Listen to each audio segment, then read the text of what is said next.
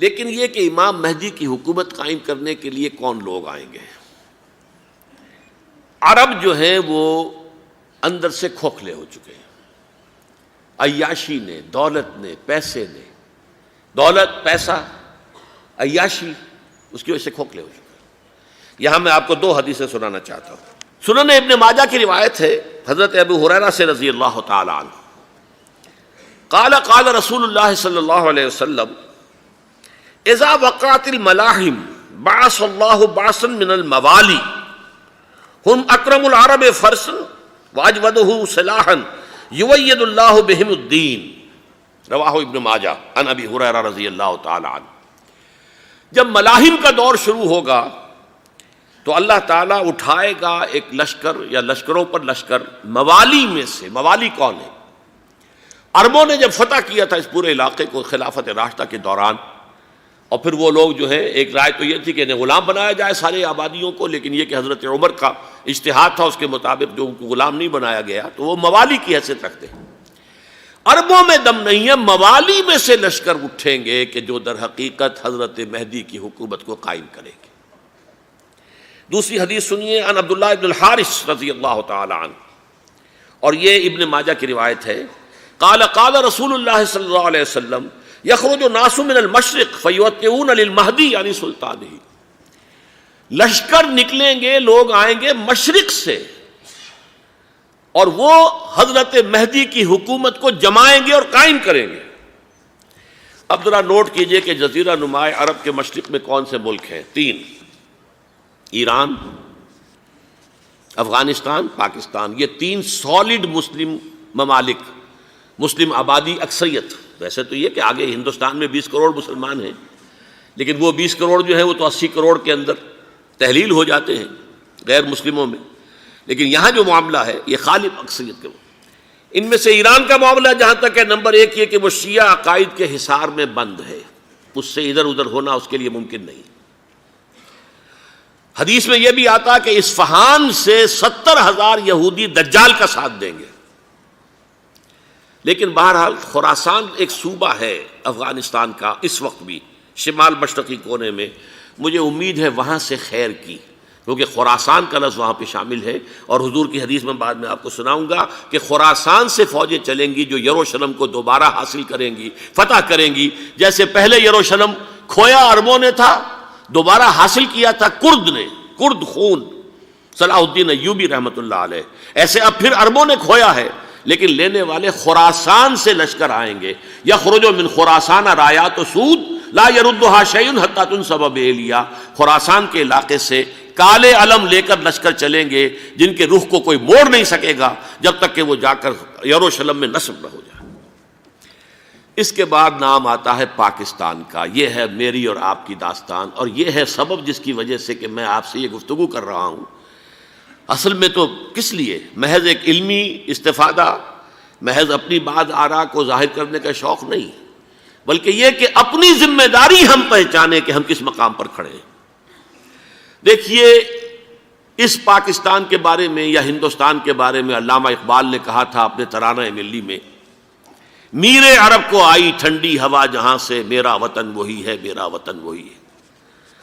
اور مجھے بتایا گیا کہ سنن ابی داؤد میں یہ روایت موجود ہے کہ حضور نے فرمایا کہ ہندوستان کی طرف سے مجھے ٹھنڈی ہوا آتی ہے، اگرچہ مجھے وہ حدیث ابھی نہیں ملی ہے، لیکن حزب التحریر کا ایک کارڈ مجھے ملا تھا، تو اس میں اس حدیث کا اور اس میں ابو داؤد کا روایت کا حوالہ موجود تھا۔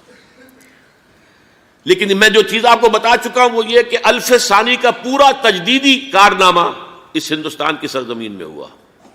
مجدد الف ثانی شیخ احمد سرندی، شاہ ولی اللہ دہلوی، سید احمد بریلوی، وہ تو ہمارے پاکستان میں آ کر جو ہے ان کا خون جذب ہوا ارض پاکستان میں۔ پھر شیخ الہند مولانا محمود حسن۔ تحریک خلافت چلی تو صرف ہندوستان میں چلی اور کہیں نہیں چلی۔ آزادی کی تحریک چلی پوری دنیا میں، وہ نیشنلزم کی بنیاد پر چلی، ملے نیشنلزم، عرب نیشنلزم، ترک نیشنلزم۔ ہمارے ہاں چلی تو اسلام کے نام پر، پاکستان کا مطلب کیا؟ لا الہ الا اللہ۔ پھر پاکستان قائم ہوا معجزے کے طور پر، بلکہ نازل ہوا ہے لیلۃ القدر میں، انا انزلناہ فی لیلۃ القدر، جیسے قرآن نازل ہوا لیلۃ القدر میں، یہ پاکستان بھی نازل ہوا لیلۃ القدر میں۔ اس کا برقرار رہنا ابھی تک معجزہ ہے۔ ہندو یہ سمجھتا تھا، کانگریس سمجھتی تھی کہ جھٹپٹ ختم ہو جائے گا۔ پھر یہ کہ اس کا قرارداد مقاصد کا پاس ہو جانا، مزید بھی اور اضافی دفعات دستور میں آ جانا، اب کمرشل انٹرسٹ کو ربا قرار دے کر حرام قرار دینا، یہ سارے لینڈ مارکس ہیں کہ جو اشارہ کر رہے ہیں کسی چیز کی طرف، معاملہ کدھر جا رہا ہے۔ پھر یہ کہ یہ جو 14ویں صدی کے مجدد تھے شیخ الہند، اس کے بعد سے کچھ ایسی شخصیتیں عظیم پیدا ہوئی ہیں ہند میں، جن کو میں سمجھتا ہوں کہ 14ویں صدی کے مجدد اور 15ویں صدی کے مجدد کے درمیان یہ 15ویں صدی کے مجدد کی راہ کو سیدھا کرنے والے، جیسے کہ حضرت یحییٰ نے کہا تھا میں تو آنے والے کا راستہ سیدھا کر رہا ہوں حضرت عیسیٰ کے لیے، ایسے ہی 15ویں صدی کے لیے امام مہدی کے لیے راستہ صاف کرنے والے سب سے پہلے علامہ اقبال، جنہوں نے اسلام کا تصور دین کی حیثیت سے دوبارہ زندہ کیا ہے، ورنہ اسلام ایک مذہب کی شکل اختیار کر چکا تھا۔ پھر مولانا مودودی، مولانا ابوالکلام آزاد حکومت الہیہ کے نعرے کے ساتھ میدان میں آئے۔ یہ اقبال نے جو تصور پیش کیا تھا اس پر عملی جد و جہد کے لیے حزب اللہ قائم ہوئی۔ نوٹ کر لیجئے 11 برس کا فرق ہے عمر کا علامہ اقبال کے اور ابوالکلام کے، اور 1913 میں جب حزب اللہ قائم کی ہے اس وقت علامہ اقبال کی ملی شاعری اپنے عروج کو پہنچ چکی تھی۔ پھر یہ کہ علامہ اقبال کے بعد تعمیل جو ہے اس کام کی وہ ابوالکلام نے کی، لیکن روایتی علماء کی شدید مخالفت کی وجہ سے وہ بددل ہو کر چھوڑ گئے، کانگریس میں شامل ہو گئے، بساط جو ہے حزب اللہ کی انہوں نے لپیٹ دی۔ پھر مولانا مودودی آئے، انہوں نے وہ ڈور جو ہے اس کا سرا تھاما، جماعت اسلامی قائم کی حکومت الہیہ ہی کے قیام کے لیے۔ اگرچہ میرے نزدیک یہ کہ وہ انتخابی اور ایک قومی سیاست کی ایک جماعت بن کر پاکستان میں جو ہے دلدل میں پھنس گئی ہے، اب ہم اس کی کوشش کر رہے ہیں، تنظیم اسلامی اور یہ تحریک خلافت جس کے تحت یہ جلسہ ہو رہا ہے، یہ ساری چیزیں وہ ہیں کہ آپ کو سوائے پاکستان کے اور کہیں نہیں ملیں گی پوری دنیا میں۔ معلوم ہوتا ہے کہ پاکستان کو بہت بڑا رول پلے کرنا ہے اس میں، اور اس کے ساتھ اب جمع کر لیجئے افغانستان کی عمارت افغانستان، اسلامی عمارت افغانستان قائم ہو چکی ہے۔ یہ پچھلے 20 سالوں میں جو کچھ وہاں ہوتا رہا ہے اس سے پہلے تصور نہیں ہو سکتا تھا۔ علامہ اقبال کے فرزند بھی دیکھ کر آئے ہیں، تو اگرچہ وہ خود میں سمجھتا ہوں کہ خاصے انہیں آپ لبرل کہیں، آزاد خیال کہیں، لیکن اس درجے متاثر ہو کر آئے تھے کہ انہوں نے یہ کہا افغانستان میں جو میں نے حالات دیکھے ہیں کہ اگر 2-4 اور مسلمان ملکوں کے اندر یہ نظام قائم ہو جائے تو پوری دنیا مسلمان ہو جائے گی۔ یہ سب کچھ کیسے ہو رہا ہے؟ یہ آنے والے دور کی جھلکیاں ہیں۔ Coming events are casting their shadows before. یہ سب بتا رہے ہیں کہ پاکستان افغانستان کو مل کر اس میں کوئی عظیم رول پلے کرنا ہے۔ اور اس کے ضمن میں اب میں علامہ اقبال کے بارے میں آخری بات کہہ رہا ہوں۔ علامہ اقبال کے بارے میں عام یہ خیال ہے، انہوں نے اپنے خطبات میں مہدی کا اور نزول مسیح کا، حالانکہ میں کل پڑھ رہا تھا مولانا سعید احمد اکبر آبادی رحمۃ اللہ علیہ کا ایک مقالہ ان کا کہ علامہ اقبال نے ابن خلدون کے بارے میں یہ کہا ہے کہ مہدی کا اور نزول عیسیٰ کا دونوں کا انہوں نے انکار کیا ہے، حالانکہ ابن خلدون نے نزول عیسیٰ کا انکار نہیں کیا، صرف مہدی کا انکار کیا ہے۔ بہرحال علامہ اقبال نے خطبات میں انکار کیا ہے، لیکن یہ کہ اپنی شاعری کے اندر میں چیلنج کرتا ہوں کسی بڑے سے بڑے اقبال شناس کو، ان کا یہ شعر ذرا سنیے: خضر وقت از خلوت دشت حجاز آید بروں، کارواں زی وادی دور و دراز آید بروں۔ خضر وقت، امام وقت، رہنمائے وقت، قائد وقت، خلوت دشت حجاز، حجاز کی صحرا کی کسی خلوت گزینی سے نکل کر باہر آئیں گے۔ میں حیران ہوتا ہوں علامہ کے اس فکر پر اور اس مصرے پر۔ یہاں انہوں نے شیعہ اور سنی دونوں کے کانسیپٹ جمع کر دیے۔ شیعہ کا کانسیپٹ یہ چھپے ہوئے کسی غار میں وہاں سے برآمد ہوں گے، اور ہمارا کانسیپٹ میں ام سلمہ رضی اللہ تعالیٰ عنہ کی حدیث سنا چکا، چھپے ہوئے ہوں گے وہ وہاں پر، مدینے سے نکل کر آ کر مکے میں چھپ جائیں گے۔ اس خانہ جنگی کی حالت میں لوگ ان کی طرف دیکھ رہے ہوں گے، سوچتے ہوں گے انہیں میدان میں آنا چاہیے، کوئی پارٹ پلے کرنا چاہیے، امت کی رہنمائی کرنی چاہیے، لیکن وہ چھپیں گے، وہ کارے ہوں گے، وہ اس ذمہ داری کو قبول نہیں کرنا چاہیں گے، جا کے چھپ جائیں گے مکے میں، وہاں سے مکے والے انہیں نکالیں گے، اور وہ کارے ہوں گے، انہیں بالکل یہ پسند نہیں ہوگا کہ یہ ذمہ داری اٹھائیں۔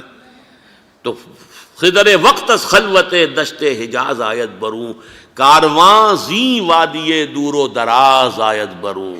کارواں جو چلے گا ان کی مدد کے لیے اس وادی دور و دراز، اس عظیم وادی دور و دراز، یہ وادی سندھ ہے۔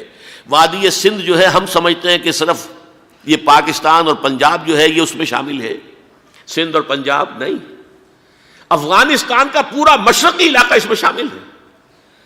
جیسے دریائے جہلم سندھ میں جا رہا ہے، جیسے دریائے گلگت سندھ میں آ کر ملتا ہے، جیسے دریائے چناب اور راوی اور جہلم اور یہ سب جا رہے ہیں اور آ رہے ہیں، اسی طرح دریائے کابل کہاں سے آ رہا ہے، دریائے گومل کہاں سے آ رہا ہے، ٹوچی کہاں سے آ رہا ہے، یہ سارا جو ہے ڈرین جو ہو رہا ہے، ایسٹرن جو ہے پارٹ آف افغانستان، یہ سب وادی ہے۔ اس وادی کے یہ دو حصے ہیں، ایک حصہ جو ہے یہ ادھر پاکستان میں ہے اور اسی وادی کا دوسرا حصہ جو ہے وہ افغانستان میں ہے۔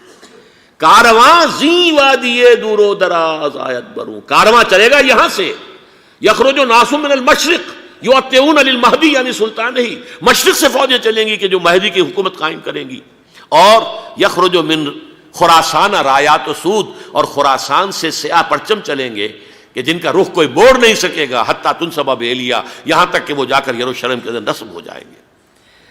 حضرات، میں ایک میری گفتگو کا حصہ باقی تھا لیکن میں اسے چھوڑ رہا ہوں، اس لیے کہ گلوبلائزیشن جو اس کی ہوگی، جو خلافت علی منہاج النبوہ کی تجرید کامل حضرت مہدی کے ہاتھوں عرب میں ہوگی، اس سے پہلے اس کے لیے محنت، کوشش، جد و جہد پاکستان اور افغانستان میں ہو چکی ہوگی جو اسے سپورٹ کرے گی اور وہاں جا کر حکومت قائم کرے گی۔ اس کے بعد گلوبلائزیشن کا جو مرحلہ اس کا ہے وہ حضرت مہدی کے ہاتھوں نہیں ہے، وہ حضرت عیسیٰ ابن مریم ان کے نزول کے بعد ہے، جن کے نزول کے بعد دجال کا خاتمہ ہوگا اور یہودیوں کا استحصال ہوگا، مسلمانوں پر بھی بڑی تکالیف عربوں پر آئیں گی، شدائد آئیں گے، لیکن یہ وہ میں حصہ ملتوی رکھتا ہوں کسی دوسری محفل اور کسی دوسری مجلس اور نشست پر۔